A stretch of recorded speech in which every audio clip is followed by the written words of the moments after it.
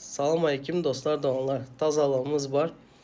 30 günlük bilen gelenlere, 30 günlük bilen geleceklere, 35 yaşa kelli polnu okuğa kayıt yapmaklarında kömek edemiz. Uygun fiyata garantili şeklinde işini edeberemiz. 70-90 günlük bilen gelenlere, ili geleceklara, ili 70-90 günlük vize alacaklara hem kömek edemiz. Böyle gelip kimliğini almağında hem kömek edemiz. Aile vizesini almağında hem kömək edemiz. Çalışma bilen gelip çalışmada işleyecek bolsalar polnu çalışma vizalarını hem almağında kömək edemiz.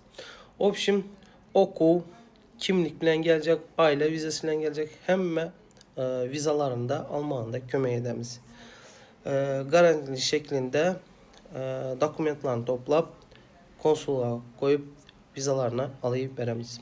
Havarlaşmak için 0542 209 90 33 profilde hem numaram var. İmo bilen, WhatsApp bilen polnusu havarlaşıyı bilesizler.